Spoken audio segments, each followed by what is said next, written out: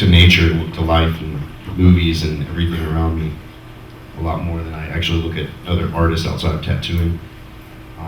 But I think, just every day out there in the world, there's something that you can see that you can apply to your tattooing. Textures and lighting and shadows and all those things that just happen around you.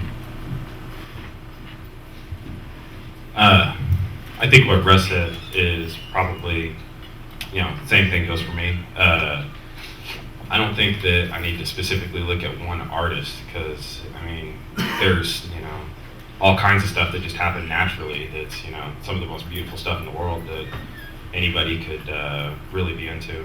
But I like looking at Disney cartoon backgrounds too. Well, I got something that's kind of like that. Old school video games, like they're like old school like Neo Geo SNK video games, like the backgrounds that they did, they're really similar. So that's something that I always looked at. Like I looked at a lot when I was a kid. It's like realistic, but pumped up to like all the colors are more saturated. And everything just looks really interesting. The trees are gnarly and the atmosphere and the wind. Just Disney cartoon.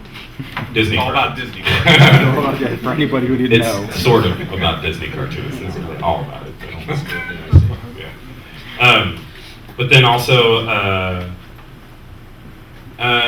I don't know. Your real life like that. I think that's the most important thing. So life, more of what you see in every on a daily basis. Yeah, if you spend all your time sitting there looking at other artists and other tattooers and not living your life, what kind of real inspiration are you really going to have other than other people's inspiration? They painted things that they saw in their lives. So I really like photography too, because that is like real life. Photography is awesome. But then there are some painters, like Ron English is an amazing painter. Mark Ryden. Just saying everything. Check it out. Yeah, Todd Shore. Comic books. Comic books are good. Now, and Giger, said Giger is amazing. I just got back from the Giger museum in Switzerland, and that was like mind blowing, like amazing. Have you guys seen Gustave Doré? No. Who the hell's that? Yeah. I could say it's been bit like a million times. Yeah. Tattooing. Yeah. You probably anybody who's in a tattoo shop that's over 10 years old. There's probably like 4 of those books kicking around. Yeah. The etchings and stuff. You need to do the it vibrant illustrations and all that.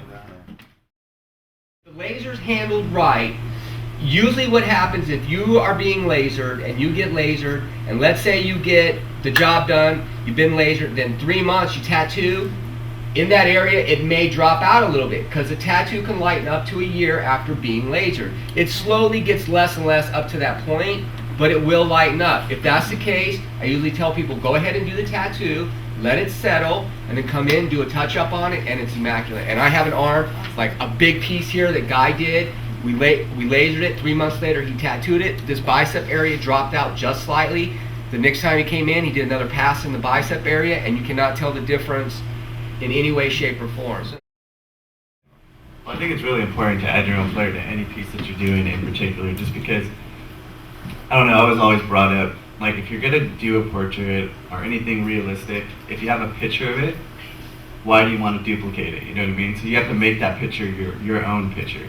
We're artists, so if you have a picture of Madonna, you don't want to do the exact same picture of Madonna because we're artists, you know what I mean? We're not copy machines. And there's some people that want to do it exactly like it, but for me it's just not interesting, you know? Like I'd rather throw a bunch of color in there, make it look more creative, in myself. I'm going to be happier with it.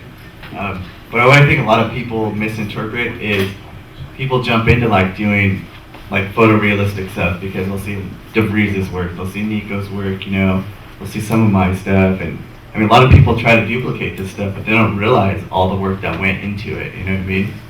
The basics of tattooing. A lot of people just start tattooing and they want to jump into this style that, it took years, man. It took years to figure this kind of stuff out. You can't just turn around and do a color portrait tattoo. It just doesn't work that way. You have to have a great foundation. That was my point of where you build from the ground up. Like a lot of us, when we started, we relied on stencils. Yeah, essentially. outlines, shading, the basics is where you start, and then you grow, and Right, develop your style. I mean, you can't walk before you crawl, you know what I mean? It just doesn't work that way. I mean, you have to do those tribal pieces in order to, do a nice flowing piece of hair. Like, that's just the way it works, But the fact of the fucking matter is, it's not the machine. It's not the tubes. It's not the needles. It's not the inks. Okay? The fact of the matter is, it's what you, as an artist, are capable of doing with that. It's what you, sense of that artist. Exactly. It's what you bring to the fucking table. Okay, now if you're looking at it from the standpoint of just doing traditional tattoos, whether it be a Black Panther or a fucking whatever, a heart and a rose. Dude, did you really honestly think it matters what fucking machine you're using? No. You're either capable of doing that fucking tattoo, or you're not capable of doing that tattoo. You can spend $1 million fucking on machines. If you can't do it, you can't do it. And I think that's what most people need to remember. If you want a tattoo in a certain manner, you don't have to go out and buy what that artist is using. You need to learn what he's doing and figure out a way to do it. And I'm not recommending that you learn how to do it that way. What you need to do is look at what Baxter is doing. Look at what Carson is doing. Look at what Nico is doing. Look at what all these individuals are doing. And go, okay, I like that, I like that, I like that. What am I going to bring to this as an artist? And that's it.